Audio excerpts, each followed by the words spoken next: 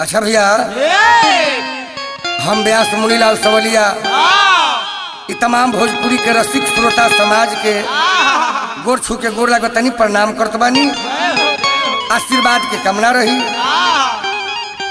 पिछला साल के होली के सब प्यार दुलार दिले बानी, वो फगुआ के होली के वही आशा उम्मीद के संगे फिर ए होली में एगो होली गावे जा रहल बानी। जौन हमारा संगे शंभू बाबा बानी, टन बाबा बानी। भाव बाकी एगो मेहरारू अपना मर्द के लगे फोन कैले बारी, कहतारी कि तू बारो बाहर हम बारी घर में, आ देवर के रहन होली में चिन्हात नहीं थे। कैसे कहतारी भाव में कहतारी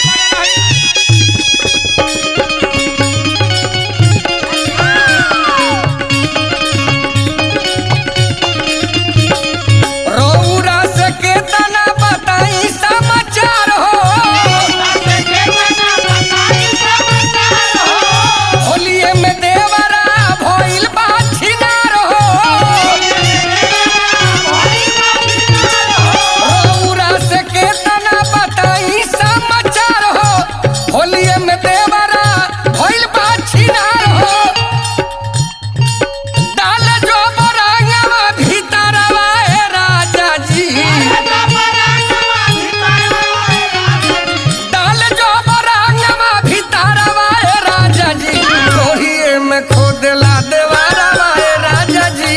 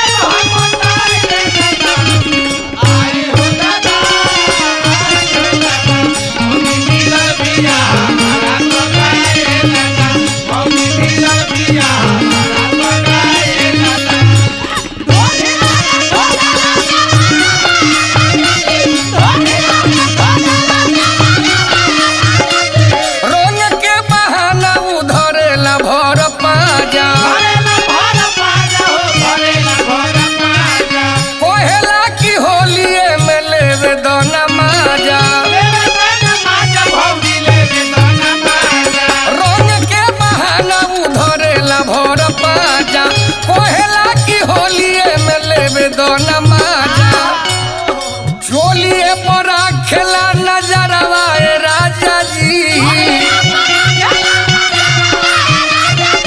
चोलिए पर खेला नजरवा राजा जी। ढोरिए में खोदेला देवारवा राजा जी, ढोरिए में खोदेला देवारवा राजा जी।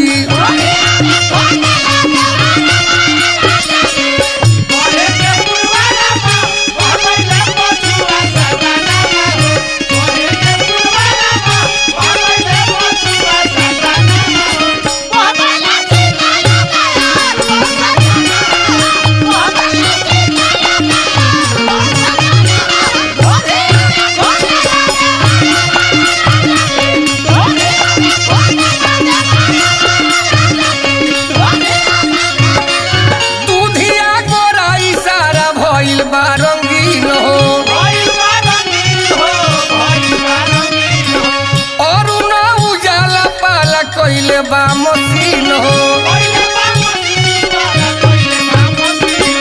दूधिया गोराई हमार भइल बा रंगीन हो, और ना उजाला पाला कइले बा मशीन हो। लूटेला सबलिया लहरवा राजा जी,